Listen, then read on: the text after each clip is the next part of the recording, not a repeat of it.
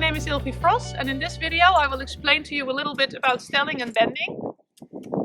With stelling and bending we mean two different things. Bending is the bending of the spine of the horse from the first vertebra in his neck all the way down to the last vertebra in his tail. Stelling, in English it translates as bending at the poll, but I don't think that's a very correct translation because it includes a lot more than just bending at the poll. Stelling is actually the position of the skull of the horse in relationship to his spine.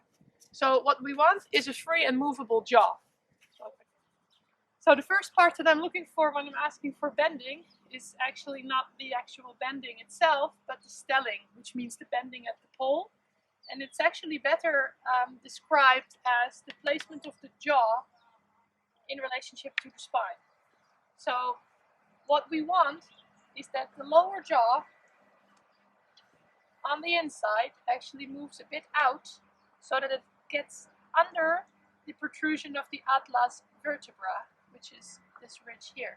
So you actually want to create space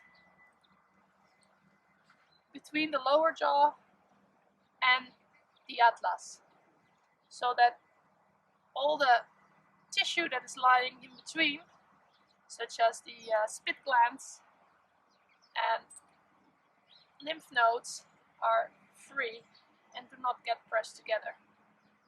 So what actually happens is that the lower jaw has to move to the outside to align the molars on the outside. If we do it wrong, you would get the lower jaw in like this, or you would get a compression like that.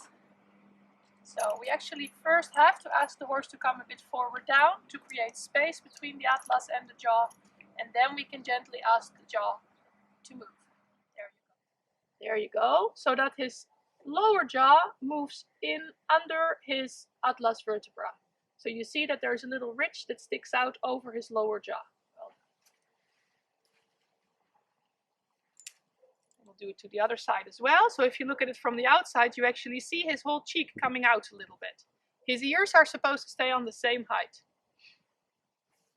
Another thing that we will then check is if the horse has a movable hindquarter. From a correct stelling, it should already give you a correct bending all the way through his spine into his hip. So when we place the jaw, you actually want to see a reaction in the hip.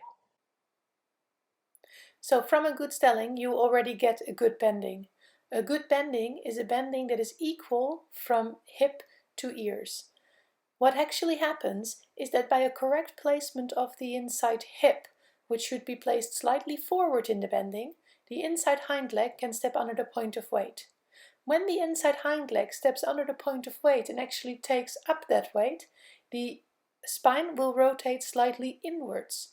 So the ribs on the inside will come down when the inside hind leg swings forward. That means that every vertebrae slightly turns inward when the inside hind leg is swinging forward. You can see it, for example, on the top of the neck, where the little fat or the mane will lean in with every step with the inside hind leg. When the hind leg steps under the point of weight, the inside hip comes forward nicely, the rib cage rotates in a nice way, and you have the correct position of the jaw, then your bending and your stelling is correct. So let's take a look at lunging to see how that is with this horse. This horse is named Ed. He is my school horse. He is a Dutch riding pony, and even though he is built in a way that his croup is higher than his withers and he has very stiff pelvic area, look at how nice he is bending in his spine and how nice his inside hind leg is swinging under and forward under the point of weight. From an inside hind leg that swings under the point of weight and a hip that moves forward and down in every step, we get a nice rotating rib cage.